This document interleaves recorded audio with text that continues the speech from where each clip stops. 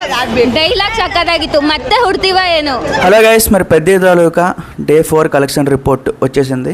So ఇక్కడ మీకు అఫీషియల్గా మీకు పెడుతున్నాను చూడండి. సో గైస్, ఇదేంటంటే సినిమా ఈజీగా ఆ 500 crores మార్క్ ఏదైతే ఉందో దాని వైపే వెళ్తుంది. అది కూడా చాలా స్పీడ్గా వెళ్తుంది.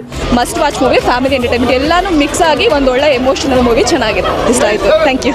వితిన్ 4 daysలోనే ఈ టైప్ ఆఫ్ అచీవ్మెంట్ చేసింది అంటే విచ్ ఇస్ ఫినామినల్ అని చెప్తాను. ತುಂಬ ಚೆನ್ನಾಗಿದೆ. యాక్టింగ్ ఇಷ್ಟ ఆಯಿತು.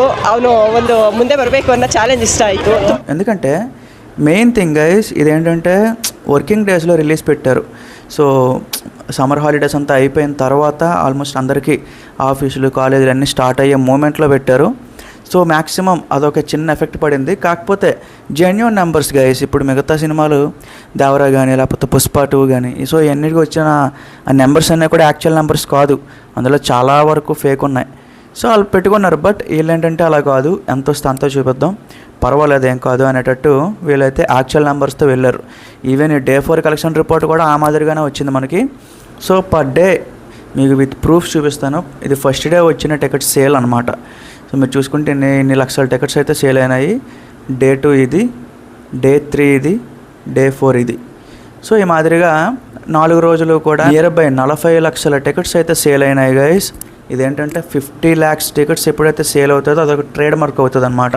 సో ఇప్పటి వరకు వెరీ రేర్, చాలా తక్కువ ఫిలిమ్స్ మాత్రమే ఆ 50 లక్షల టికెట్స్ సేల్ అనేది అచీవ్ చేయగలిగింది.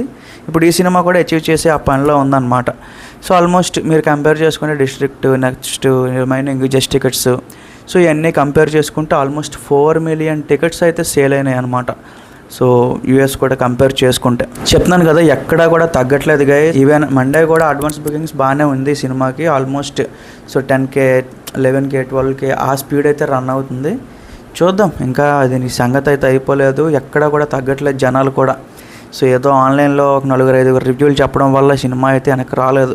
ఇంకోసారి ప్రూవ్ అయింది అది చరణ్ గారి సినిమాకి. సో మీరు అబ్జర్వ్ చేస్తే గేమ్ చేంజర్ అనే సినిమాకి మ్యాట్నీ షో నుంచే ఇంకా డ్రాప్ అయిపోయిన టికెట్ సేల్స్. ఎర్లీ మార్నింగ్ షోకి ఆల్మోస్ట్ 45,000, 50,000, 30,000 ఆ స్పీడ్ ఉంటే మ్యాట్నీకి వచ్చేటప్పటికి 5,000, 6,000 పడిపోయింది. సో సంక్రాంతికి వస్తున్నాం అనే సినిమాకి ఇంకా ఎక్కువ వెళ్ళిపోయినాయి అనమాట. సో ఆ మాదిరిగా చెప్తున్నాను, కంటెంట్ ఉంటే ఎప్పుడైనా ఎవరైనా ఆపలేరు గైస్. సో ఇంకంతే, ఇది స్పీడ్గా వెళ్తూనే ఉంటుంది. 500 crore మార్క్ ఏదైతే ఉందో అది కూడా అచీవ్ చేసే అవకాశం అయితే ఉంది. బ్రేక్ ఈవెన్ అయితే అయిపోద్ది. ఆల్మోస్ట్ 70 crores పెండింగ్ అంతే. సో అదైతే ఇంకా బ్రేక్ ఈవెన్ కూడా కంప్లీట్ అయిపోద్ది. చరణ్ గారి సినిమాలు బ్రేక్ ఈవెన్ అవ్వకపోవడమా చెప్పండి? ఆయన ఏంటి, ఆయన స్టామినా ఏంటి? సో నెక్స్ట్ వీడియోలో కూడా వద్దాం. Thank you.